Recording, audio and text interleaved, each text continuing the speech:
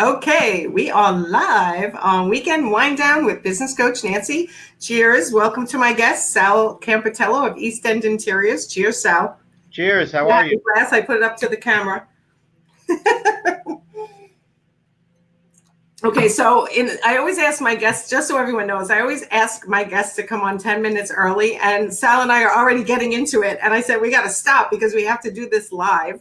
But first, before we get into the topic of, hi, Eddie. I just want to say hello to a couple of people who are here. Hi, Eddie. Hi, Heather. See, Sal, I can put these up so you can see Very nice. who's on. So when Heather didn't make a comment yet, but Heather, say hi to us so I can put you up on the screen too. So I'll interrupt once in a while and do that and say hi to people. So, all right. So Sal, tell everyone who you are, and I should let you tell the story of how we met.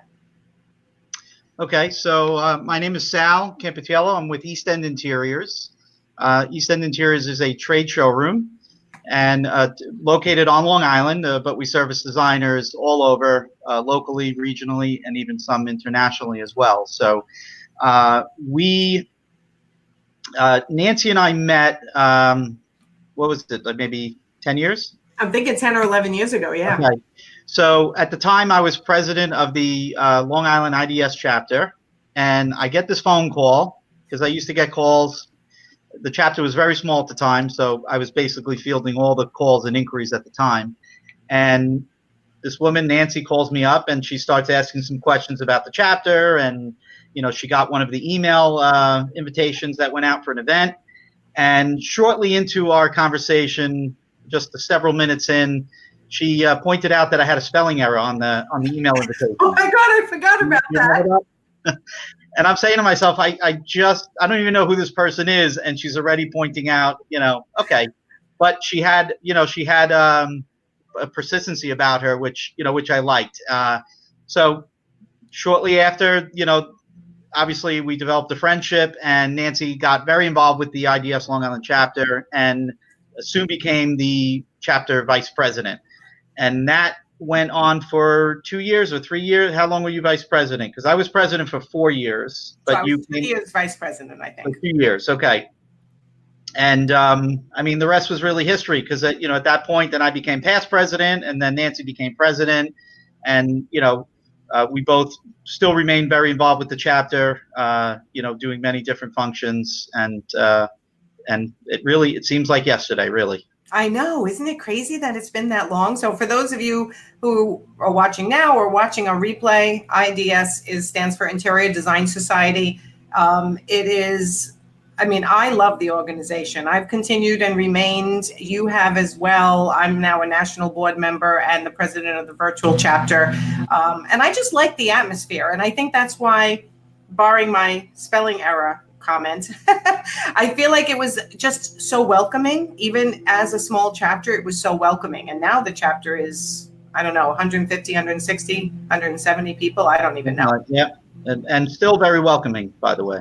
Very welcoming. I think IDS as a whole is very welcoming. But so tell everyone about your background, what you used to do and what you do now, or the progression up to what you do now. Sure. So East End Interiors is a family business. My mother started in the business rather, as an interior designer. She's been, working in the business for over 30 years. And when her boss retired way back, my parents decided to buy the business, and they at that point changed the name to East End Interiors. And for many years after, they've operated as a traditional design firm that always had a showroom as part of the operation. And over the years, the showroom location moved and grew, a few times. And about 15 years ago, I came on board, and there were some changes that we started to see in the industry just in general, and even in the economy. And I also had a passion and a vision to see the business go to a more trade-oriented model. And it was actually something that I, felt within the first few days that I started working with my family. And what we did from that point on is we slowly started developing a trade business. And for For years after that, we were doing, trade business with designers, and in addition to servicing our own clients. And basically, I'm going to say about 6 years ago now, we made a decision to just flip the switch and go completely trade only. And at that point, we no longer took on any new projects. We vowed to complete any projects we had on the table at that moment, which took us about a year to complete everything that was open. But from that point on, we did not take any new design projects. If any reoccurring customers would call, which they still do to this day, I just got a call yesterday from an old client. We actually recommend them to another designer that works through our showroom, and this way they can be serviced. But from that point on, we've been selling to the trade only, and we've been dedicated to that model but ever since. Okay, so I just have to post a couple. One is from my son. Can you read that? Yes. That's funny. And then, of course, Joe Hecker. Hi, Joe, the one who started me all with these Facebook Lives. Hi, Joe. Oh, that's the wrong comment. I didn't want to post that one. Joe wants to know where everyone's watching from. So if everyone can, I should have asked that too, Joe. So you're always a good reminder of how I should be doing these Facebook Lives. So everybody, let us know where you're watching from. And please, if you can, share the broadcast if you think it's going to be valuable. We're going to talk about pricing. And Sal and I have gotten into this a couple of times before. His experience in the interior design industry is many, many, many years. And his mother, like he said, has been in the business, 30 years, you said? Over 30 years. Over 30 years. So he has very distinct points of views, as I do, on pricing, and we always kind of get into it. So, Joe says he's on a plane headed to Vegas. From Vegas to Los Angeles. I just got home from Vegas, Joe. I was taking care of my mom, who's been a little sick, but she's doing well today. But I love Vegas. I made my donation, Sal, when I was in Vegas. Okay. I can't help it. When my mom's well, I'm like, gee, you think I can go to the casinos for a couple of minutes, Dad? Everything's good. And he's like, yeah, go. And like 5 hours later, they're calling me like, are you okay? Did you disappear? I'm like, yeah. I'm just, I'm winning and then I'm losing. Yeah. So thank God I don't live there, because that would be an issue. So, okay. So let's talk about the type of pricing that you recommend to designers who work with East End Interiors to get their product, their furniture, and just in general. You've been touting this business model for a very long time. So I want to have you explain it from the beginning to everybody, because I do believe, even though I teach a certain business model, there are so many business models in the industry, and people do have to choose what's best for them. So I'm happy to display other business models, and if it feels right for somebody, then that's what they should be doing. And as you just said before, and I've said to many clients, I'm not going to change your pricing model if it's working for you. I'm going to work on your bottom line to make you more profitable, and that might mean some tweaking. But let's hear what you tell designers to do by way of pricing. Sure. Well, let me first start by saying when we operated as a design firm working directly with consumers, we went through a lot of transitions over a period of time, and certainly from the time when my mother started in the business till recent years, so much changed. And we often came across challenges on projects where you're working with somebody that has a seemingly high budget, and we would consider a high-end client. And we, like many designers, would incorporate a design fee in the services that we would perform. And then in addition to that fee, we would always look to make money on all the products we would sell them, all the furnishings and window treatments and lighting and accessories and area rugs and all the furnishings that would essentially go into their homes. What started happening is we were starting to get a lot of resistance, a lot of price resistance on our pricing structure, because our price points when it was time to sell product, we weren't necessarily the cheapest. We weren't there to be a bargain. It was you're working with a designer, and it essentially was somewhat of a premium price point that we would work from. we started to see resistance to the pricing structure where people were able to find things because as the internet became more and more accessible to find pretty much anything. People were kind of challenging us, and they were saying, hey, I found this online, or I found this through another dealer. Sometimes they would just go online to find another a retailer or a dealer that's selling the product, and then they would call up and engage them and essentially just get the bottom line price. Right. And for that competitor that typically is someone out of state, it's almost like putting an order on a silver platter, right? Because the client, had all the information. The designer, we did all the work at that point. I'm sure many designers have been in this scenario before. And they're picking up the phone or shooting an email and basically handing an order in. It's very simple. That dealer doesn't have to provide much service of anything. They're not spending time. They're not working for that sale. So they would typically give a fairly competitive price, and then we would get the backlash on it, where the client would come and say, "Hey, I found this for X amount of dollars less," and I think it's ridiculous, and it's a big difference, and we started having this debate back and forth, and I remember once I said to to a client, and this came out a few times, and this is kind of how it started framing the mindset that we're in. And my response to the client was, we're providing you with a service, right, and a very valuable service. And at that point, the client turned to me and said, but I'm paying you for that service. And he was right. There was a design fee associated with that service. And then this was my response, which he was not happy about. He didn't like it. I said, well, I know you're paying for the service, but really that in itself is not enough. We really look to make, a portion on the design fee, the design service, and then we look to make a portion on the product. Well, it really upset him, and that they didn't accept that answer. And this happened to me more than once. This happened a few times because it's like, for us, it's logical. You're saying, well, because at the end of the day, how much could a design fee be? A client is not just going to pay endless amounts of money on a design fee. So we usually had a set fee. It was either per room. We didn't really do hourly so much. We tried it. We didn't like it, and we found that our client base didn't like it either. So we were pretty good at defining a scope of a project and really assessing a design fee per room. And then we would look to sell, all the products, and to combine together, it was a good project, and it was good revenue. But when they came back with that challenge and that rebuttal, and basically they didn't like the answer, where we said, well, we need, the design fee on its own is not enough. Well, they didn't like it. And it was very frustrating because there were many projects, and don't get me wrong, there were several projects that went smoothly and they were pretty fine. We charged a nice design fee. We sold them product at, the prices we were asking for. And for the most part, everything went smoothly and we got paid and they were happy. Okay. But there was a lot of projects where we had these challenges and these discrepancies and disagreements on the pricing structure.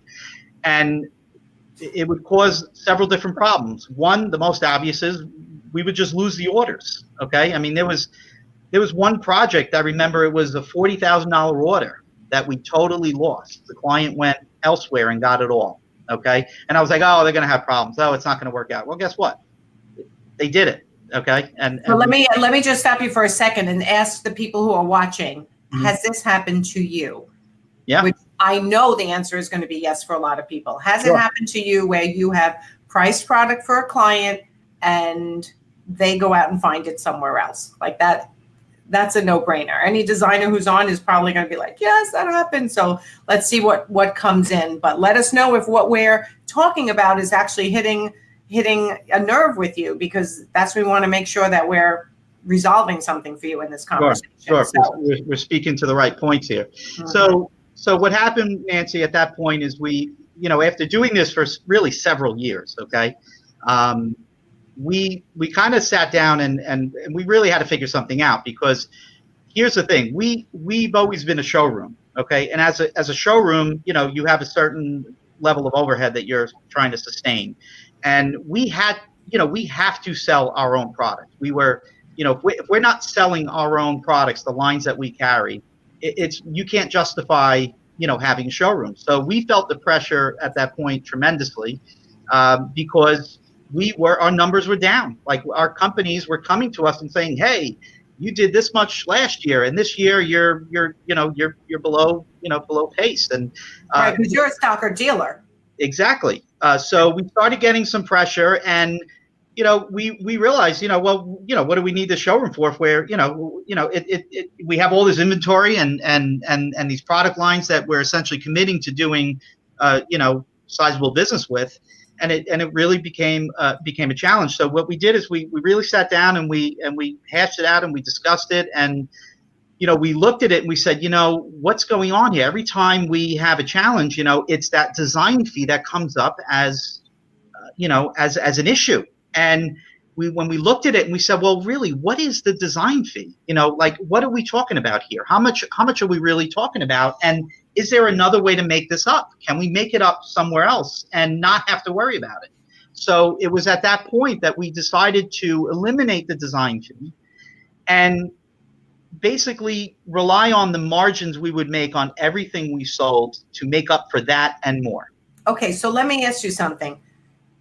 Do you recommend having a signed contract prior to even starting the design? I do. Or a retainer? Both, and I'd be happy to explain, because that's a very important part of the process. Yes. So let me first say this, because sometimes, and I've given this explanation. We've done presentations on this topic many times. I've done it at several different schools for students that are studying, business design classes in college, and we've done it in our showroom for designers that come out to different events that we do. But the first thing I want to say is what this model is based on the fact that the services that you're performing relate to the products that the customer is purchasing. So if you're doing a project that's, let's say, construction related, renovation, a new build, where you're providing them design services prior to all the furnishings and the finished goods, you must have a design fee. Okay. Now, whether you do hourly or set fee or square footage, I know there's several different models out there. That's up to you. And certainly, I'm sure, Nancy, I know you work with designers a lot on that, and you can certainly advise them on the best way for them to structure that. I'm not talking about that kind of job, because whenever we had that kind of job, we had fees involved, and nothing ever changed with that. What I'm talking about is when it gets up to the point of the finished goods, the furnishings. Okay. This is the part I'm talking about. So I just want to make sure everybody understands that, because that's an important part. But basically, what we recommend is, and again, you have to do an initial consultation, because you have to be able to assess the client's needs. Okay, so do you? We'll start here, and you know what's coming. Might as well start from the beginning, right? We might as well start from the beginning, because we had this discussion at Luann Nagara Live. We did. The paid consult. You don't agree with that? Well, I'm not going to say I don't agree with it. That's what you told me at Luann Nagara Live. Okay, and I'll say, for the most part, I don't agree with it. But I have to be honest, I'm really indifferent. Okay. Because to me, and I tell designers this all the time, it's really not about the consult, it's about the job. And what I always say is, remove any barriers to that get in the way of getting that project. And I understand the mindset of charging for a consult. I get it. And listen, when East End Interiors work directly with consumers, I'm going to tell you a little secret. We always charge for a consult. And rarely did we not charge. And I'll explain why.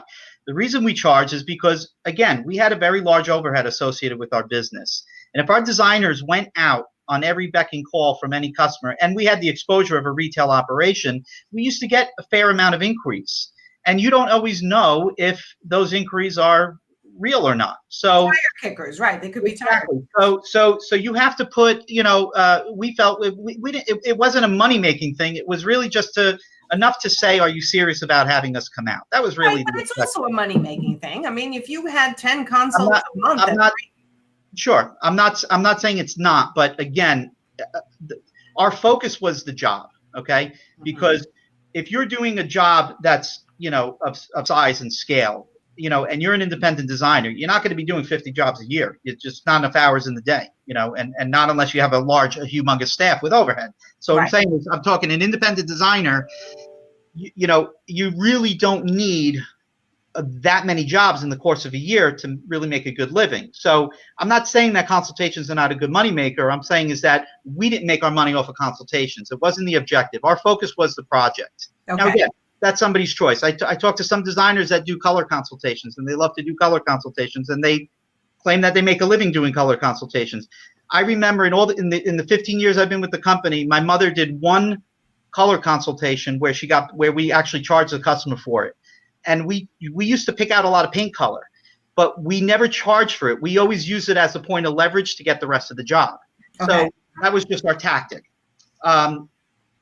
So back to the consultation, I'm indifferent because it depends on what the designer's objective is. And East End Interiors used to charge for it because we had to make sure that the client had a certain level of commitment to the process before we just went out there on and waste, let's say, half a day by the time you factor in travel time. So we did. Now, to be honest, Nancy, the reason why I'm more inclined to say, not to charge is now that we're a trade showroom, I've asked many of the designers that buy from us. And to be honest, most of them don't charge. And they look at it as, and I think it's kind of smart because they look at it as they don't have a showroom where somebody can come in. So if they get a hot lead and they have an opportunity to show up in front of that person in their home and possibly dazzle them with some great ideas, they have a chance of getting a job. And, another designer that automatically puts some criteria to say X amount of dollars for me to come in and I'm going to be there for 1 to 2 hours, whatever it may be, you may not even have the opportunity to have that meeting. You know what? But this is where we first disagree, everyone who's watching, because to me, if you're spending, listen, you're getting ready, you're getting in the car on Long Island, at least it's usually 20 minutes to a half an hour to get anywhere. Then you're an hour and a half to 2 hours there and you're leaving. Your time is valuable and you're giving ideas there that are saving them time, money, and mistakes if they move forward on their own or with you or with somebody else. Why should you not be compensated? And you actually did used to charge as East End, as your mom used to go out for jobs. So that is a little bit of confirmation for me, quite honestly. And we do have a question here. And we'll go right back to it, I promise. So Erin said, I'm not always sure what clients are doing when they don't work with us. Should we assume they went with a lower price service? No, I would not assume anything. Sal, what do you say? I would actually try to find out if it's comfortable. Otherwise, just move on. When your pipeline starts to be full, you're going to dwell a lot less on the people who don't hire you and just keep focusing on the people who do hire you and filling your pipeline and keep working with potentials. It's a sales game. Correct. And you're never going to get every job, and nor should you get every job. If you are, you're doing something wrong. And not every client is going to be the best fit for you, and they may be a better fit for another designer. I always found that when a client doesn't go, there's one scenario where perhaps they're interviewing several designers and they choose one over, the others. Right. So let's just take that scenario for a minute. If I'm a designer and I charge for my consult and they bring me in and they bring in a designer who charged nothing, psychologically for sales, often they're going to think, wow, Nancy actually can get away with charging for a consult. That must mean she's really good. And Sal charges nothing. So that might mean that he's just kind of trying to get into everyone. Like psychologically, sales-wise, that's a possibility.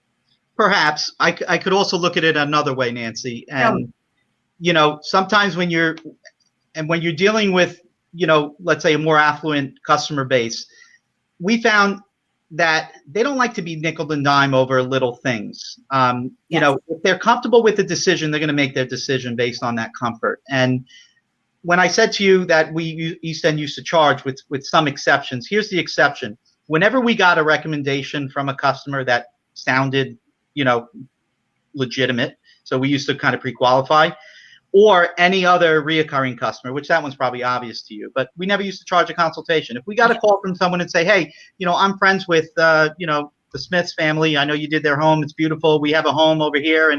And we would, our first thing wasn't to say, well, we have an initial consultation. We'd like to charge you before we come in. No, I agree with you there. It's different. We were so appreciative that they, you know, and we went on the assumption, and again, we would have a nice conversation, so we would make sure that we're all on the same page.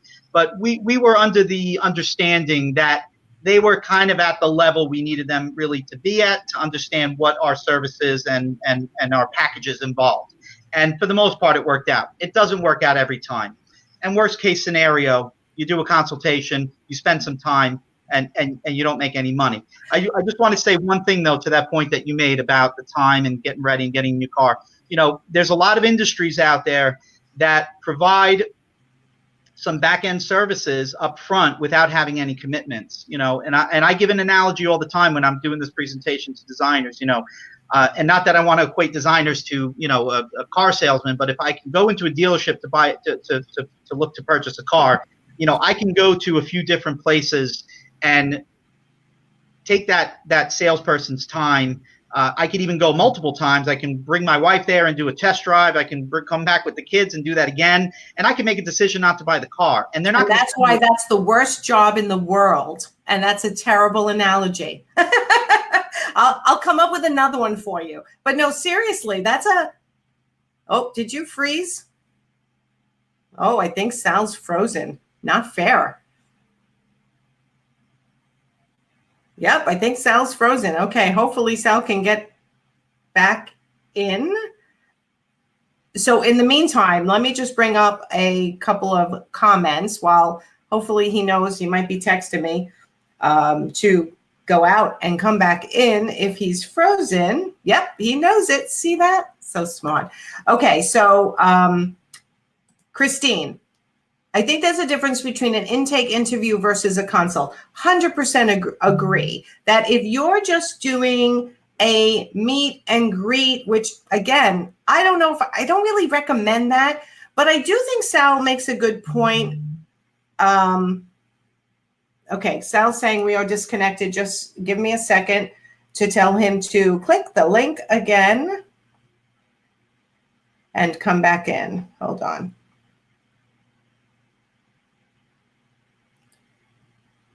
Give me 1 second, guys. Don't lose faith. Click link again and come back in. Okay, so I think Christine makes a good point that sometimes when you get to a certain level, and I think that I need to make this distinction, there are very high-level interior designers that I work with that they're doing $1 million jobs or $500,000 jobs, and often they just charge a % on product. However, they still charge a design fee. They still charge a design fee, not just product. What they don't often do, based on my experience coaching interior designers, what they don't often do is also charge an hourly during the consultation phase, right? So I'm sorry, the implementation phase, the procurement project management phase. They don't often charge an hourly and product markup. But I want to be clear that, and I want Sal to come back on so he can argue his point. And let me just see that sometimes when you get to that really upper echelon client, and that's your steady client, yes, your business model changes. I am normally working with baby designers who don't have a full pipeline, and then we start getting creative with how you can bring people into your pipeline. So let me just see if he's texting me. Sorry, guys. So he might be. Okay, so hopefully he's not going to have trouble getting back in. So he used to charge a consultation fee. His mom used to charge a consultation fee, but now in this day and age, he feels like it's something that it gets you in the door and it gives you the chance. But I still feel your ideal client, if you charge a consultation fee, first of all, they respect you right away. They understand that you warrant a consultation fee, that you're not just a free designer. So you're already pre-qualifying them. And when you're there, I'm saying share freely of your ideas.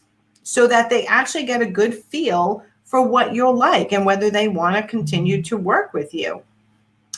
If you're sharing freely of your ideas, they can get a really good feel for your vision, for your knowledge. Oh, here he comes back again. Hold on. Let me get him up. Oh, you gave me a good chance to just pitch my method. without me having to interrupt.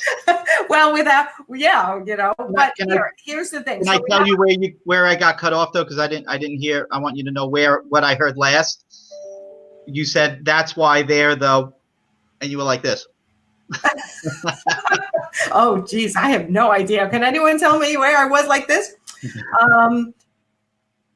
Listen, I don't know what I was saying at that time because I just kind of kept going because we were talking about the analogy of spending time with a car salesman or several different car salespeople, and after everything's said and done, not purchasing a vehicle from them, we wouldn't get a bill from them, right?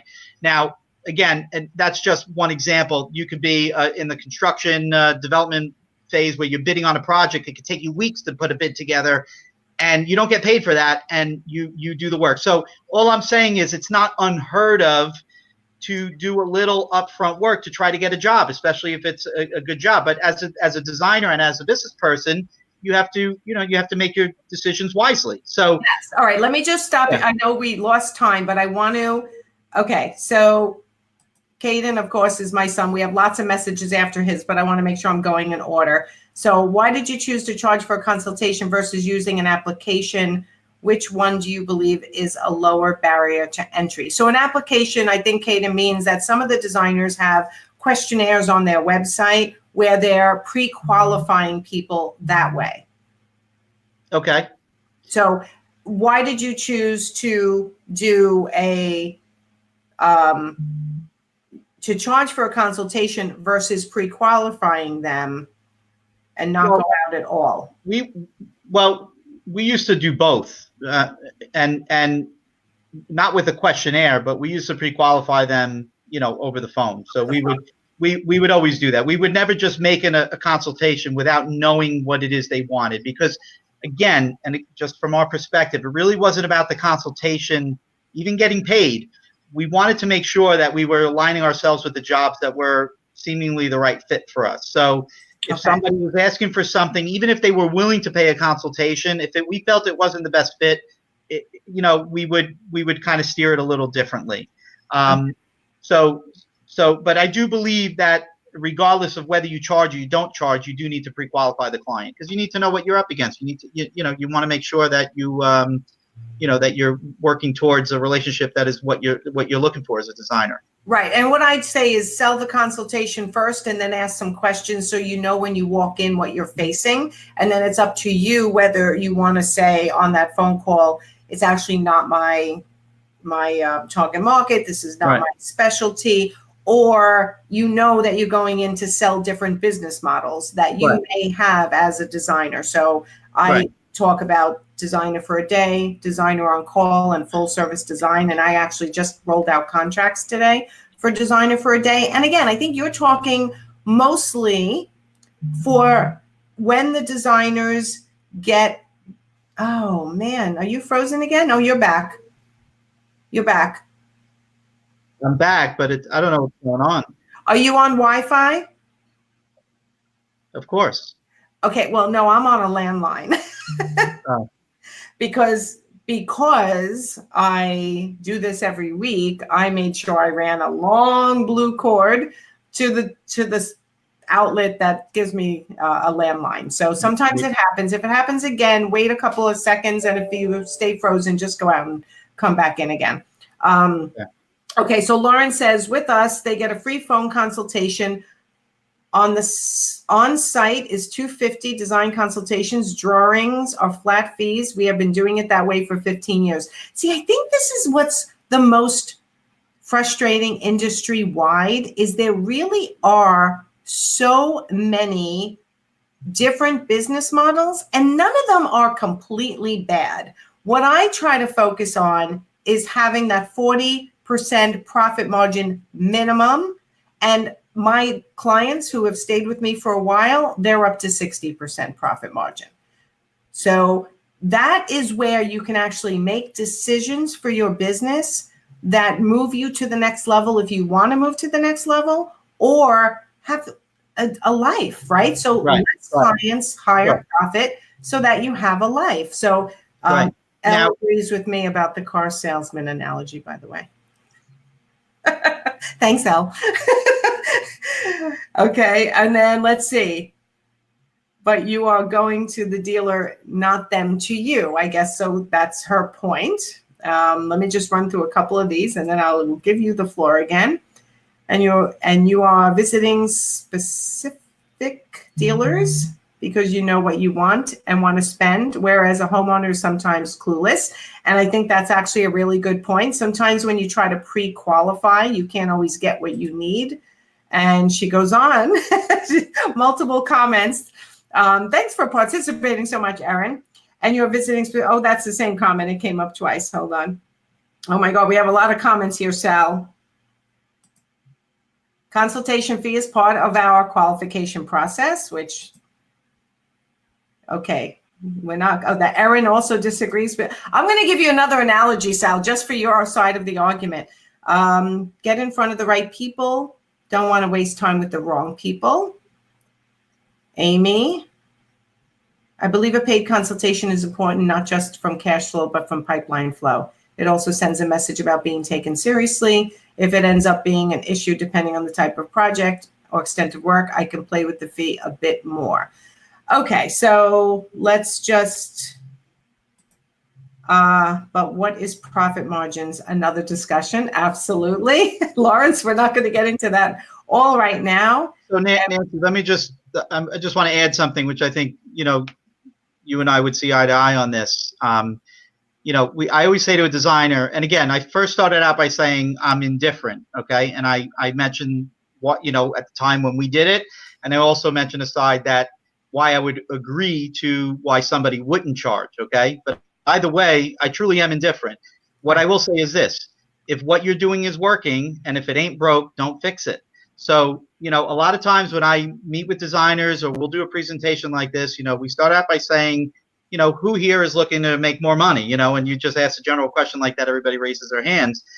When we start getting into some of the details, I've heard objections to some of these ideas, and I'll say to them, listen, if what you're doing is working and you're making good money and you're happy, then who am I to tell you to do otherwise? Agreed. I'm talking about, there are some designers that have had similar experiences to what we have had and are now seeing, more success coming their way by adopting this model. So clearly it does. I know it works. I know it from experience. And I also know it as a trade showroom because I see a lot of designers applying this process and doing it as well. But again, the consultation is not really, every designer kind of has their own kind of theory on that, and that's fine. Like I said, I'm and that is a very personal decision to me. Really that's their bottom line. But let's go to the next step then. And I know I have more comments here, but let's get to the next step. Paid or non-paid consultation. Correct. Now you're selling them on the next stage. What is your pricing model after that? All right. So you had mentioned this, in the beginning, is there a contract? And, so yes, there has to be, we call it letter of agreement. It essentially serves the same function, but the letter of agreement, which would essentially outline the way you work, which is that you would provide the client with services based on the fact that they're going to purchase from you. So I'm summarizing it in just a few sentences, but it's obviously a few pages long. But essentially what it's telling the customer is that you as a designer will provide them with the services based on the fact that they purchase from you. And along with that letter of agreement, we recommend providing them with a budget outline. And the budget can be a range, and it's a very important part of this process. I think the letter of agreement, without the budget, I think it's perhaps a little less effective. And I'll tell you why the budget's important. We used to always ask our clients, well, what do you want to spend, right? Because everybody, okay? And I realized that every time we asked the question, we never got the answer we wanted to hear. Most people, and listen, it's hard for designers to project a budget. I know. We're in the business, right? And we do this all the time. How is a homeowner, a consumer, going to do that without understanding the world that we operate in? It's very hard. So typically we would get bad answers. And what happened is it would cause us to have to sell that much harder to get them out of that number that they said. So, you know, if you ask them, what's your budget? And they said 10,000, the reality of it is they needed to spend 30 or 40. Now you have to work that much harder to make them understand that. So again, another epiphany we had was we're not going to ask them a budget.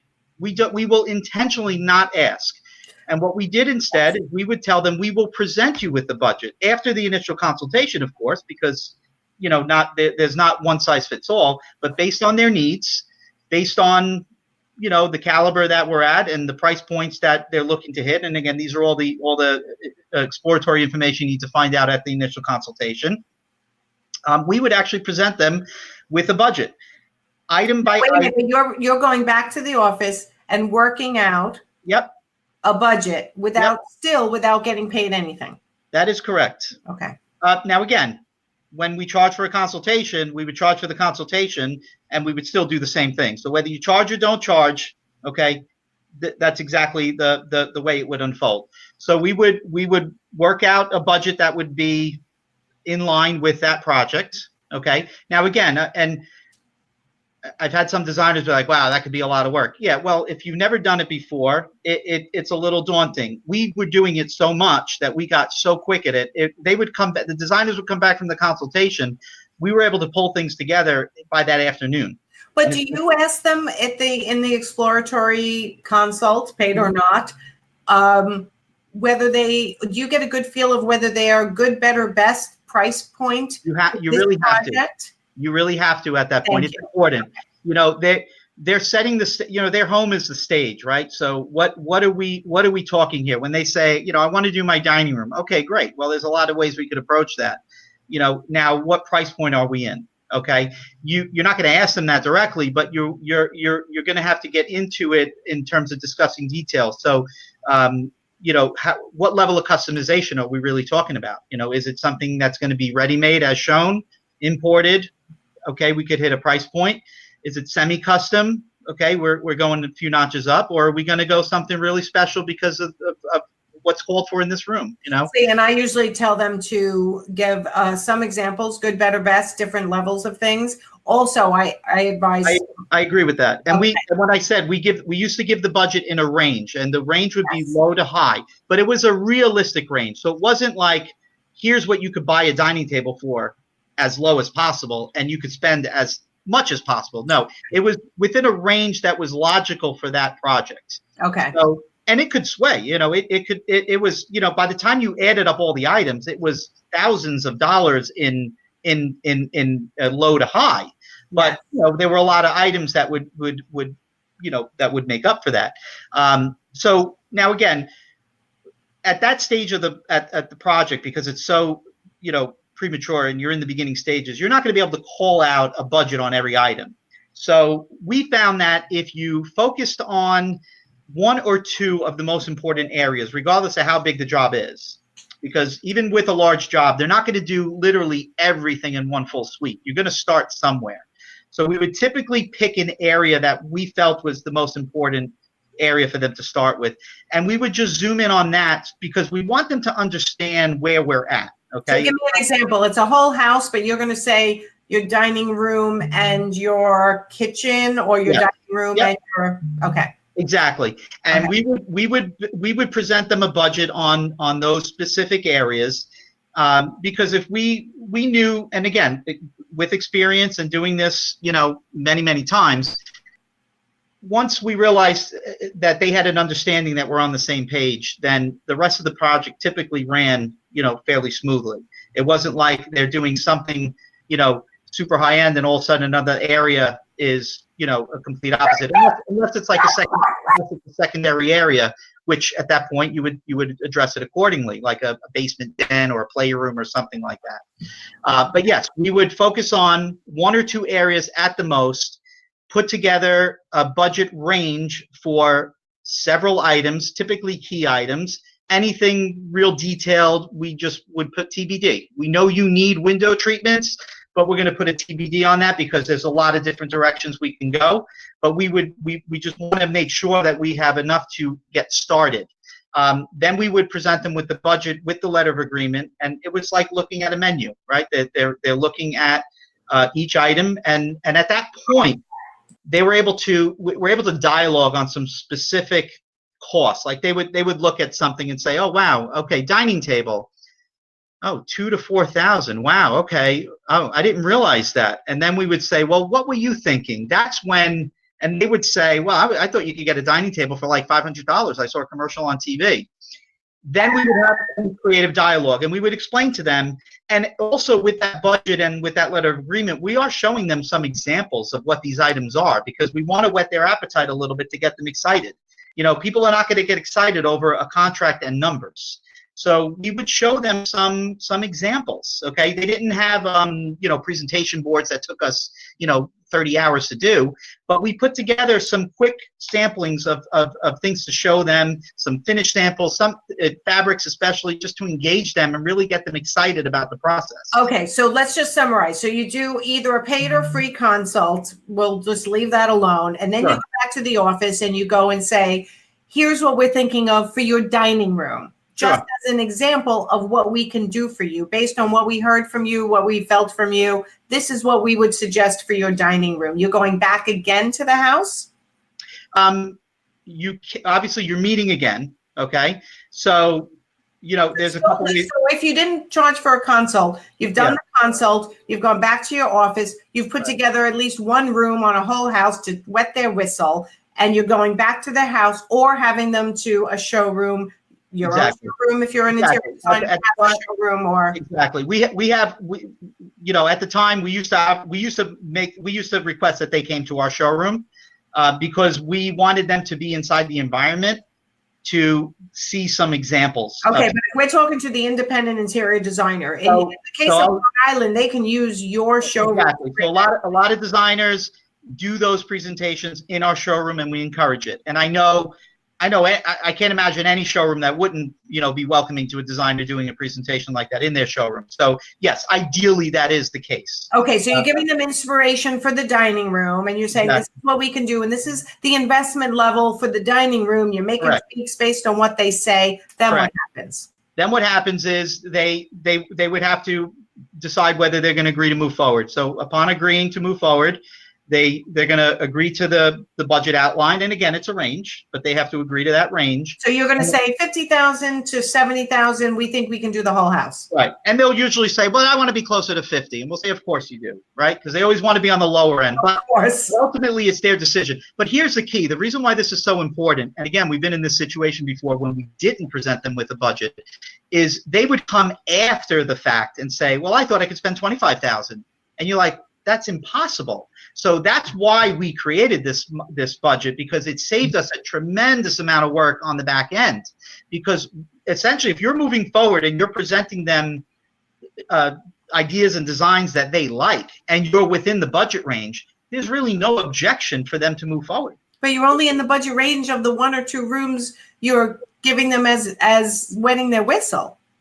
Which you're essentially going to move forward with doing those 1 or 2 rooms. So, to answer your question, the next step is they sign the agreement, they sign the budget, and they give a retainer. Okay, and a retainer is essentially a deposit in advance for spending a certain amount of money. So the retainer has to be tied to a dollar amount that they have to spend. So, for example, a $5,000 retainer gets applied at $50,000 in purchases. A $1,000 retainer, you get it back at $10,000 or $15,000. Okay, wait, stop there. Go ahead. Explain that again a little slower. Let me just say, they have $100,000 estimated, $75,000 to $100,000 estimated budget for the rooms they're hiring you for. What would the retainer be approximately? Well, the retainer could be anything you want it to be. Okay. Here's a rule. I used to go by a 10% ratio. Okay. It just seemed to be like a nice even number. However, I learned a hard lesson at one project. We did a budget and it was like in the $200,000 range. And I had asked for about a $20,000 retainer, and we never heard from the client again. And I'm like, this is crazy. We had such a great meeting. The designers were interactive. The client was excited. They were on board. Everything we knew and saw, they were the right client. What was the problem? 3 months later, it dawned on me. It just came to me out of the blue. And why did I ask for so much of a retainer? Every project starts step by step. And the idea behind the model is that you provide them with some design services. You provide them with services, and they provide you with orders. And then you repeat. You provide them with more services, and they provide you with more orders. At any point that you're providing them with services and you're not getting orders from them and business from them, then in all fairness, you should stop providing them with service. Now, even a client, and regardless of the size of the project, even a job that's $200,000, you're not going to do, or at least we recommend that you don't do the entire design and then take one deposit for the whole job, because then that's a different scenario. We never did that. We would move area by area, and before we went to the next room, we made sure that they were committed to the previous area we were in. So I found, and again through experience, that the retainer, it needs to be enough that the client is committed to the process and they're serious about it, right? It can't be just a few $100s where they don't mind losing it if something doesn't go right. So it can't be too low, but it doesn't really need to be too high, because that could potentially be asking them way too much of a commitment in advance for services that they're not necessarily going to get till later down the line. So the idea is this: if you provide me with the orders, I will continue to provide you with the services. And that's the relationship you're working on. The retainer is essentially protecting you for the beginning phase of the project, okay? Well, it's protecting you. It's basically only committing them. For the beginning portion, right. But yet it's not yours, because a retainer is returned to a client. As long as they meet the criteria. So the criteria has to be tied to a certain dollar amount spent. So you hit that target amount, okay? You could say, I'll just for sake of round numbers, Nancy, a $5,000 retainer, and you get it back when you hit 50,000 within a certain amount of time frame. How much time do they have to make that commitment? Okay, not for all the product to come in, but how much time do they have? So you could say, I'll give you 6 months for this project, 3 months, 4 months, whatever it is. After that time frame, if they have not met their end of the commitment, then that retainer becomes yours. That's essentially your fee at that point. Okay, that's where you're protected. Okay, but so you're saying now, okay, let's just clarify. You're doing a paid or unpaid consult. Correct. And then you're doing a estimated budget, or investment level, as I like to say, for the project. You're meeting with them again. You're getting a retainer. And then with that retainer, then you go ahead and you do the full design boards. You start the project. You go to the project because the contract says, I'm committed to buying at least $50,000 worth of product from you within. No. Well, in addition to saying that, what the contract says is that you agree to making purchases through such and such design firm. It's an exchange. The retainer is tied into a certain dollar amount, but it doesn't mean that after they meet that 50,000, they can start doing whatever they want, and you're working for them for free. Right, but how many hours have you put in before they've actually given you the retainer, which isn't not many. It depends. It depends. Yeah. Well, again, I can only speak from experience, Nancy, and this worked solidly for us. It honestly saved our business at that point. Yeah, but okay, but you're also a furniture showroom. So I'll speak to that point. I know designers that do this very exact model. Mm-hmm. They even take it to another level. I mean, there's one designer in particular, I'm not going to mention names, that does so much work in advance, and we'll say to her, what are you doing? You didn't even get a commitment yet. But she has such a good rate of closure that she knows. She goes by her track record. She realizes that if she's prepared and she really does the work up front, and she knows how to qualify the client, she's not just okay. And what's her profit margin? You may not know the answer to this. What's her profit margin overall on her business? It's got to range between 30 and 40%. I don't know the specifics because I'm not on that end of her book. Okay, so the clients I work with are absolutely, once I work with them for a while and they're Sure. implementing what I'm teaching, they're between a 40 and 60% profit margin, which allows them then Hold on to have the life that they want, or hire people and Sure. expand their business. If Right. you're working on a 30 to 40% profit margin because you're just working on profit on product, because in your model, I know that they sign a contract saying they only purchase from you, not the designer. They only purchase from the designer. They don't go shopping your prices. And that's the reason why you don't charge hourly or you don't charge a design fee. You're not going to make enough money in this day and age to be able to grow, expand your business, cover your overhead, and have the life that you want. It's all about having less tolerance and more. I was talking to one of my vendors about profit margin, because that's something every business has to deal with. Mm-hmm. And sometimes, and again, I'm guilty of it. We tend to focus a lot on that percentage, okay? But sometimes, many times you have to step back and you have to look at the dollars, because if you're in the upper end to higher end, product lines, Mm-hmm.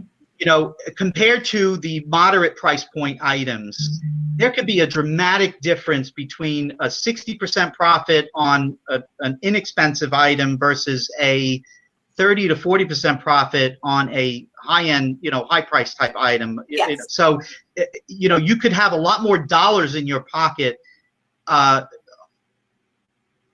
lower profit margin percentage on the more expensive item. Right. You follow? And if we're talking just high-end designers who are working in that upper echelon, people who are never going to shop your price, which is rare these days, they could make enough money as a profit on their product, but not most designers are not there at that top 1%. Well, I don't know if it's really top 1%. I don't know. Now, if you have a $10,000, if you have a $20,000 job, one room, and you're only charging for a mock-up on furnishings, how are you making enough money for your time that you're investing? Well, it's not a markup. It's a profit margin. Correct, but a 70% mock-up on product turns into about a 41% margin. Right. Okay. And then the client shops Wayfair and they say, I found it for cheaper. And without an hourly fee or a design fee. They can't do that. So you're saying they can't do that because of the contract you're writing, that you are not allowed to shop anyone else. So you can. Okay. Let's be a little bit more relaxed how we say it. Not that they're not allowed or it's a contract. It's the agreement. The agreement is, as a designer, I'm providing you with this service. And as the client, you're providing me with the business. I'm going to be fair with the pricing, but I'm no way going to be committed to being the lowest price. Correct. And that's up front, okay? Listen, there's no glory in being the cheapest or even in being in the pack. The glory is being an exclusive, and that's the goal. So the idea behind this, there's a couple of factors that come into play here, okay? And I've seen designers that, work on, a fee structure basis, and they're, and so they're charging a fee and they're also charging, a commission on top of what they're purchasing.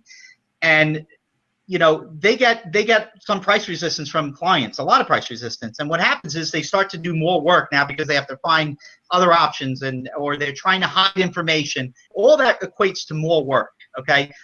What the beauty about this model that we found is that it sets the tone from the beginning. There's a certain level of transparency in terms of how they operate, right? Because you're not disclosing your wholesale cost, which is something that's always been a right. I don't agree with disclosing your wholesale right cost. Now, designers that work on a commission above their net price, in all fairness, the way that would be presented to the customer fairly is for them to see your costs. Now, how many times do we see designers that see something at a price, be like, I can't give them that price. They jack it up and then they add their commission on the higher price. So, no, basically, as far as I'm concerned, a designer should say, I do my best to keep it under retail, and it's my price to you. It's my retail price to you. Sure. And they can go off of retail or they can mark up from their cost. It's the designer's retail price to their client.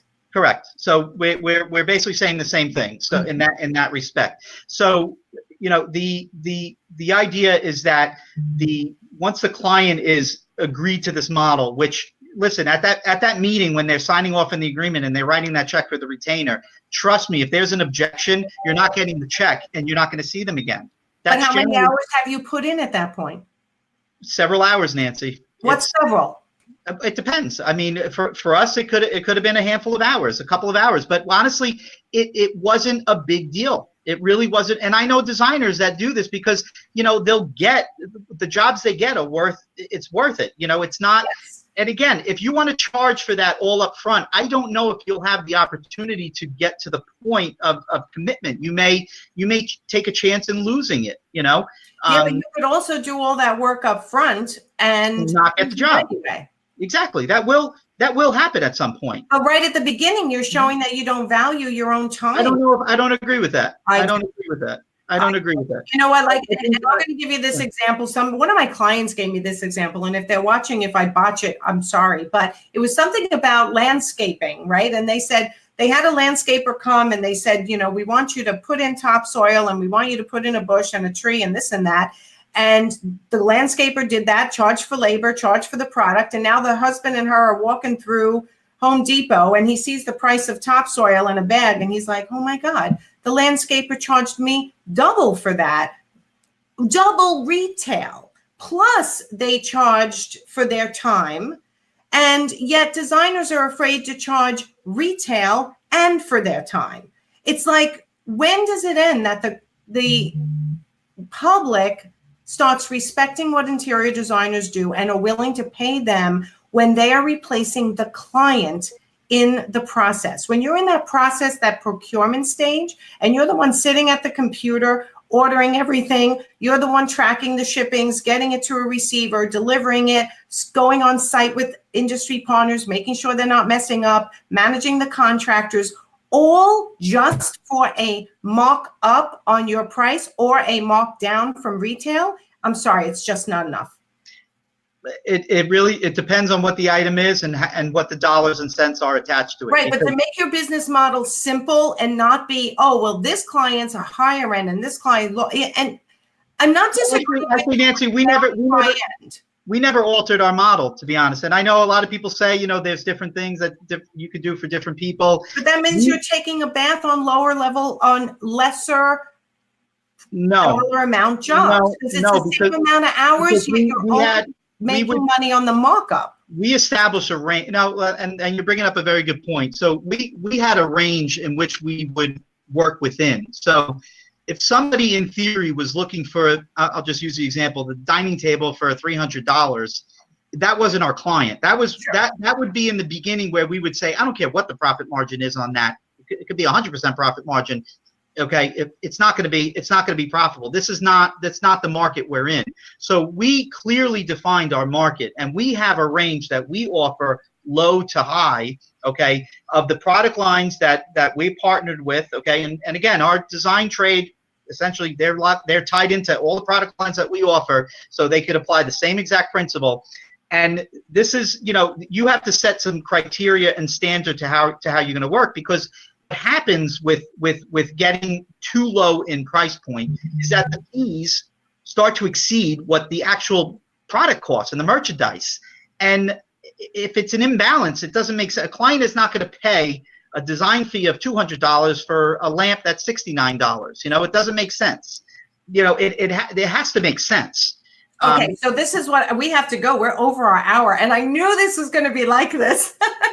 I knew this was going to be like this. Every time Sal and I are together, this is often what we end up bantering about.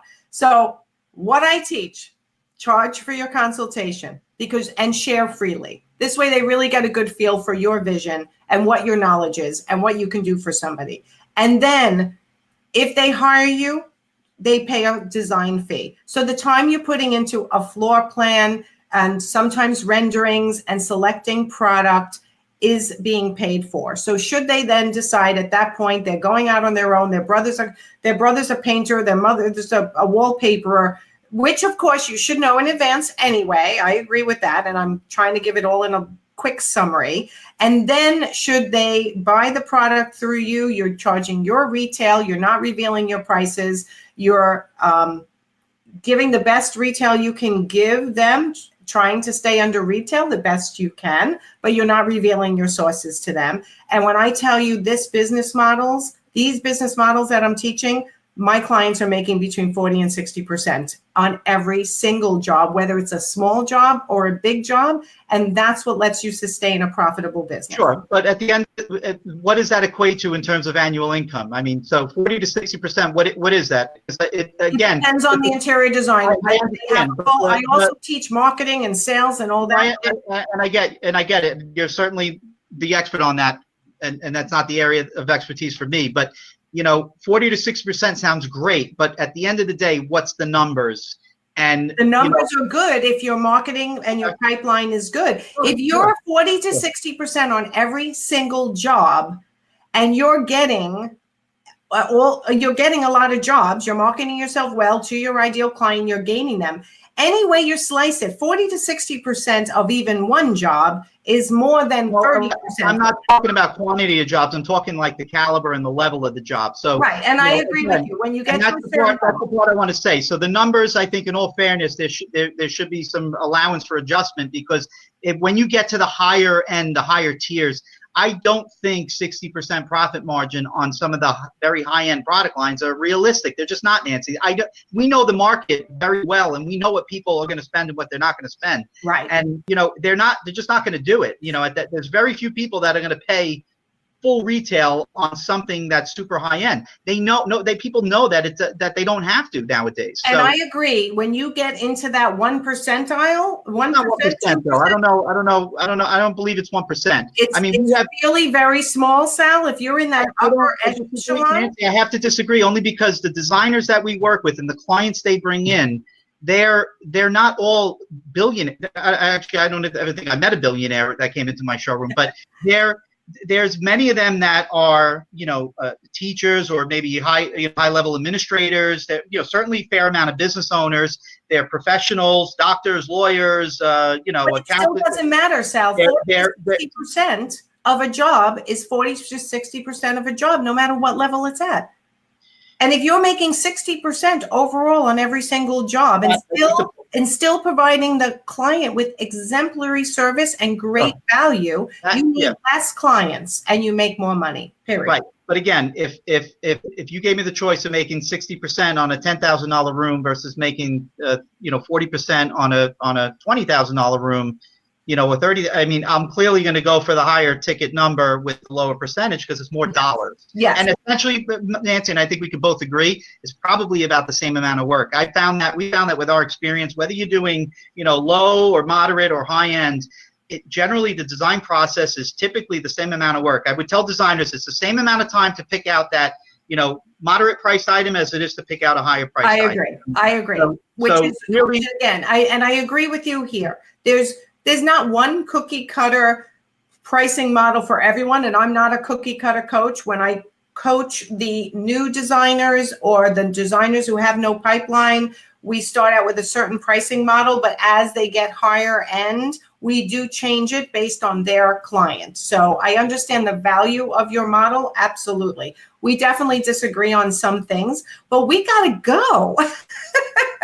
So thank you everyone for watching, and I'm sorry we didn't get to bring everyone's questions up. I didn't want to interrupt the heated conversation and the amount of information that was being relayed by Sal. I appreciate you being here, Sal. And tell everyone once again where to find you and where to find your company and what you do for everybody.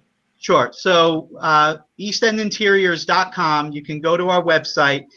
You can download our trade application from our website. We have a contact us page so you can see where we're located, what our hours are. You can reach out to us, shoot me an email. If you're a designer and you set up an account with us, we'd be happy to put you into our system. If you want to give me a call, we can have a chat. We love working with designers. It's what we do. It's our business. We work with designers, and we look to see designers. We want them to be as successful as possible because that's essentially what our business is dependent on. We look to build relationship with designers, and we look to see designers be as successful as possible, certainly when it comes to this segment of the industry.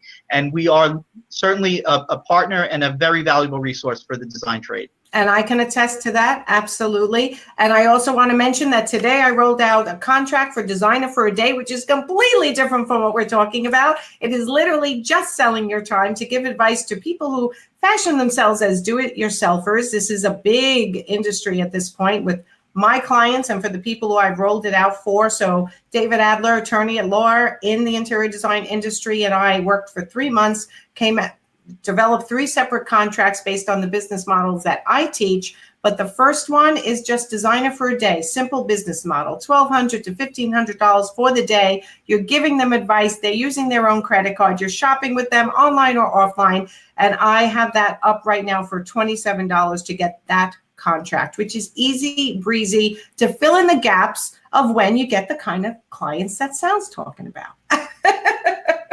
So, Nancy, can I say one more thing real quick? Because I think we're 10 minutes over time. So if you don't mind, I want to bill you for my time. Yeah, I'm going to bill you. And I have a friend Right. coming over. I'm going out to dinner tonight. So before the dog starts barking, go ahead.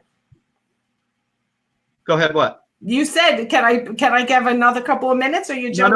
I said I want to bill you for the time, the 10 minutes over. Listen, I'm charging for my time more than you. You I'm can sure charge you are. me for product. I'll charge you for time. How's that? We can do a little barter.